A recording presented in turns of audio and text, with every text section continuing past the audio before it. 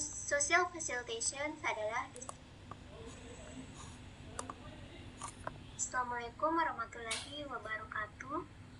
Saya Anissa Safira dari kelompok 2 akan menjelaskan materi mengenai social facilitation. Adapun definisinya, menurut Myers, social facilitation adalah the strengthening of dominant, prevalent, likely responses in the presence of others. Artinya, kehadiran orang lain cenderung memperkuat respons dominan seseorang, yaitu respons yang paling mungkin muncul dalam situasi tersebut. Jika tugasnya mudah atau sudah dikuasai, maka performanya meningkat. Tapi jika tugasnya sulit atau baru, maka performanya akan menurun. Social facilitation secara umum mengacu pada fenomena di mana kehadiran orang lain dapat memengaruhi performa individu dalam suatu tugas. Namun, pengaruh ini tidak selalu positif, terkadang meningkatkan kinerja, tetapi di lain waktu justru menurunkannya. Inilah yang disebut dengan sebagai paradoks social facilitation. Menurut David C. Myers, social facilitation terjadi ketika individu tampil lebih baik pada tugas yang mudah atau sudah dikuasai saat berada di hadapan orang lain. Tapi pada tugas yang sulit, ia akan tampil lebih buruk atau jika tugasnya belum dikuasai. Maka paradoksnya adalah kehadiran orang lain itu bisa membuat seseorang bekerja lebih baik atau lebih buruk tergantung pada jenis tugasnya dan tingkat penguasaan individu terhadapnya. Sejarah perkembangan konsep. Yang pertama itu temuan awal. Myers menjelaskan bahwa penelitian social facilitation bermula dari Norman Triplett yang menemukan bahwa pesepeda yang berlomba bersama orang lain mencapai waktu lebih cepat dibandingkan ketika berlomba sendirian. Eksperimen serupa dilakukan pada anak-anak yang menggulung tali pancing. Mereka bekerja lebih cepat ketika ada teman melakukan hal yang sama. Myers menyebut temuan ini sebagai social facilitation effect, itu efek positif kehadiran orang lain terhadap performa. Adapun penelitian lanjutan, efek tidak selalu positif. Namun, Myers menekankan bahwa penelitian setelah Triplett menemukan hasil yang tidak konsisten. Kadang kehadiran orang lain itu meningkatkan kinerja, tapi kadang justru menurunkannya. Contohnya itu mahasiswa mungkin menulis lebih cepat ketika dilihat orang lain, tetapi bisa lebih banyak salah saat mengerjakan soal yang lebih sulit. Yang ketiga itu teori arousal oleh Robert Zajong 1965. Myers menjelaskan bahwa Zajong menyatukan hasil-hasil penelitian yang tampak bertentangan itu melalui teori arousal. Menurut Zajong dikutip oleh Myers, kehadiran orang lain menyebabkan psychological arousal, kebangkitan fisiologis, yaitu peningkatan energi tubuh dan fokus. Arousal meningkatkan kecenderungan untuk melakukan respons dominan. Jadi, tugas yang mudah itu atau dikenal responsnya lebih dominan biasanya benar atau kinerjanya naik. Tapi tugas sulit atau baru, respons dominan biasanya salah atau kinerjanya turun. Arousal enhances whatever response tendency is dominant. Teori Zajong dengan diagram flow. Nah, adapun diagram flow-nya, kehadiran orang lain itu dapat meningkatkan arousal. Kemudian tendensi respons dominan pada tugas sederhana itu atau sudah dikuasai biasanya responsnya dominan benar dan performanya meningkat, sedangkan pada tugas kompleks yang belum dikuasai itu responsnya dominan salah dan performanya menurun. Adapun eksperimen kecoa, Robert Zajong bersama Greg Marcus dan Alan Herman pada tahun 1969 melakukan serangkaian eksperimen menggunakan kecoa untuk menguji pengaruh kehadiran makhluk lain terhadap performa tugas. Tujuan utamanya adalah untuk membuktikan bahwa social facilitation tidak hanya terjadi pada manusia, tapi juga diamati pada hewan lain yang memiliki sistem saraf sederhana.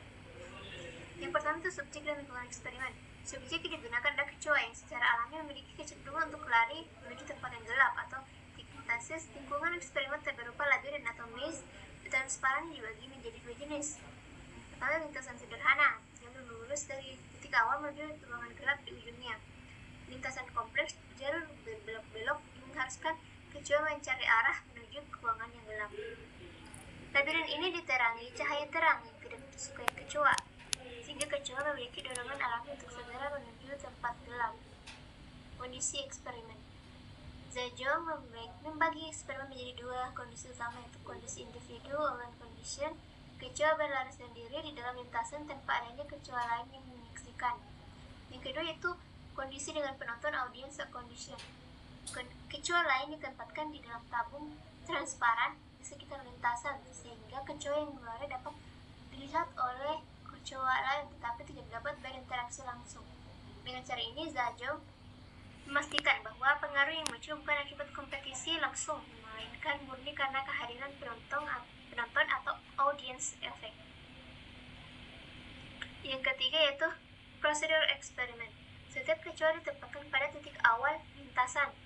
Lampu menyala terang untuk memberikan rangsangan agar kecoa segera bergerak menuju ruangan gelap. Peneliti kemudian mengukur waktu tempuh kecoa dari titik awal sampai masuk ke ruangan gelap. Pengukuran dilakukan berulang kali pada lintasan sederhana dan kompleks, baik dalam kondisi sendirian maupun disaksikan oleh kecoa lain. Hasilnya yaitu pada lintasan sederhana, kecoa berlari lebih cepat saat disaksikan oleh kecoa lain dibandingkan saat sendirian. Pada lintasan kompleks, kecoa lebih lambat saat ada penonton dibandingkan saat sendirian. Hasilnya menunjukkan bahwa kehadiran penonton meningkatkan arousal fisiologis pada kecoa. Arousal ini membuat kecoa lebih cepat melakukan respons dominan, yakni berlari cepat menuju tempat gelap pada tugas yang sederhana. Namun pada lintasan yang kompleks, arousal justru membuat kecoa gagal mengendalikan perilaku sehingga membutuhkan waktu lebih lama untuk menemukan jalan yang benar.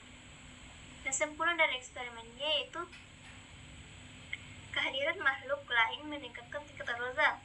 Arousal memperkuat respons dominan. Jika tugasnya mudah, performanya meningkat. Jika tugasnya sulit, performa menurun. Fenomena social facilitation memiliki dasar biologis tidak terbatas pada manusia karena bahkan kecoa menunjukkan pola yang sama. Adapun tugas mudah dan versus tugas sulit. Menurut Robert Zhao, kehadiran orang lain dapat menimbulkan arousal. Itu peningkatan kesiagaan fisik dan mental. Kondisi membuat seseorang cenderung menampilkan respons dominan, yakni seleksi yang paling otomatis atau sudah terbiasa dilakukan. Ketika tugas yang dikerjakan mudah atau sudah dikuasai, respon dominan bisa cepat sehingga kinerja akan meningkat. Namun jika tugasnya sulit, belum tentu dikuasai dengan baik, respons dominan cenderung keliru sehingga kinerja justru menurun. Contohnya tugas mudah itu ketika seseorang melakukan tugas yang sudah dikuasai, seperti berlari bagi atlet, kehadiran orang lain dapat memicu semangat dan membuatnya tampil lebih baik. Rasa diperhatikan yang disemangati mendorong munculnya reaksi otomatis yang tepat, sehingga kinerjanya meningkat. Adapun contoh tugas sulit itu saat seseorang menghadapi tugas baru atau menantang, kehadiran orang lain bisa menimbulkan tekanan. Misalnya mahasiswa yang belum terbiasa berbicara di depan kelas mungkin akan grogi dan lupa materi karena arousal membuatnya tegang, bukan fokus. Adapun visual diagram Zhao, kehadiran orang lain dapat meningkatkan arousal, kemudian tugas yang mudah dikuasai dan performanya meningkat, tugas sulit belum dikuasai, performanya menurun, visual inhibition. Ketiga itu aplikasi praktis social facilitation. Di bidang pendidikan biasanya kehadiran teman atau guru meningkatkan motivasi dan performa siswa, terutama dalam tugas yang belum dikuasai. Contohnya siswa lebih cepat menyelesaikan soal latihan matematika di kelas dibandingkan saat belajar sendirian di rumah. Aplikasi itu guru dapat memanfaatkan kerja kelompok atau terbuka untuk meningkatkan semangat belajar siswa. Adapun mekanismenya itu mengapa kehadiran orang lain mempengaruhi kinerja. Myers menguraikan 3 mekanisme utama penyebab efek social facilitation. Yang pertama itu evaluation apprehension. Individu merasa dinilai atau diamati sehingga muncul tekanan untuk tampil baik. Myers menyebutkan bahwa di concern how others are evaluating us meningkatkan arousal. Contoh dari Myers yaitu atlet sering bermain lebih baik di depan penonton karena ingin tampil baik, tetapi bisa juga gugup jika belum percaya diri. Yang kedua itu distraction atau conflict theory. Kehadiran orang lain mengalihkan perhatian antara tugas dan pengamat, menimbulkan konflik perhatian yang meningkatkan arousal. Myers menjelaskan bahwa kehadiran orang lain bukan hanya tentang penilaian, tapi juga mendistraksi fokus individu. Yang ketiga itu mere presence. Menurut Myers, maka tanpa penilaian atau interaksi, kehadiran makhluk hidup dapat bisa menimbulkan arousal. Artinya itu pada hewan pun menunjukkan social facilitation, tentunya seperti kecoa tadi.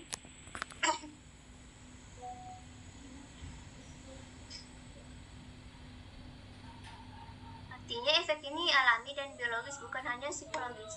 Adapun penelitian pendukung yang dikutip Myers itu Marcus 8 subjek mengenakan pakaian di ruang eksperimen. Tugas mudah memakai sepatu sendiri lebih cepat ketika ada orang lain. Tugas sulit memakai sepatu asing lebih lambat saat ada orang lain. Hasil 1930 siswa mengerjakan soal aritmatika sederhana lebih cepat di hadapan pengamat, dan juga penelitian Green dan Jens, Arousal terukur secara fisiologis, detak jantungnya meningkat ketika orang lain hadir. Adapun faktor-faktor social facilitation. Pertama, tingkat kesulitan tugas. Tugas mudah meningkatkan performa, tugas sulit bisa menurunkannya. Yang kedua, pengalaman individu. Orang berpengalaman lebih percaya diri, yang belum terlatih cenderung gugup. Jenis kehadiran orang lain. Kehadiran teman bisa memotivasi, sedangkan penonton bisa memberi tekanan. Keempat, jumlah dan jarak audiens. Semakin banyak atau semakin dekat penonton, semakin tinggi rasa tegang. Yang kelima, kekhawatiran nilai evaluation apprehension. Takut dinilai orang lain dapat membuat seseorang gugup dan performanya menurun. Contohnya dalam kehidupan sehari itu, jika di kelas, mahasiswa yang sudah menguasai materi presentasi kan cenderung tampil lebih percaya diri dan bersemangat ketika ia menyampaikannya di depan teman-temannya. Adanya audiens membuatnya lebih fokus dan berusaha tampil maksimal. Rasa gugup yang muncul justru bisa menjadi pendorong energi positif untuk berbicara lebih jelas dan meyakinkan. Ini menggambarkan bahwa kehadiran orang lain berfungsi sebagai sosok arousal yang meningkatkan kinerja pada tugas yang telah dikuasai. Yang kedua, itu belajar bersama. Ketika mahasiswa belajar dalam kelompok, suasana sosial dapat memicu peningkatan kinerja belajar, terutama jika mereka sudah memahami materi yang telah dipelajari. Adanya teman lain dalam rasa tanggung jawab dan semangat untuk tidak kalah dalam diskusi atau mengerjakan tugas. Misalnya, seseorang biasanya lambat dalam menyelesaikan tugas matematika bisa lebih cepat saat belajar bersama karena ingin menunjukkan kemampuannya di depan teman-teman. Kesimpulannya yaitu, social facilitation menggambarkan bagaimana kehadiran orang lain dapat mengenali kinerja seseorang. Itu membuat seseorang tampil lebih baik pada tugas yang mudah atau lebih buruk pada tugas yang sulit. Kehadiran orang lain dapat membuat seseorang menjadi lebih siaga atau bersemangat. Peningkatan semangat ini arousal akan memperkuat respons yang paling dominan, bisa berdampak positif maupun negatif, tergantung pada seberapa sulit tugas yang dihadapi. Jadi kehadiran orang lain bisa menjadi dorongan memotivasi, tetapi juga bisa menjadi tekanan yang menghambat, tergantung pada situasi dan kemampuan individu. Sekian dari saya, wassalamualaikum warahmatullahi wabarakatuh.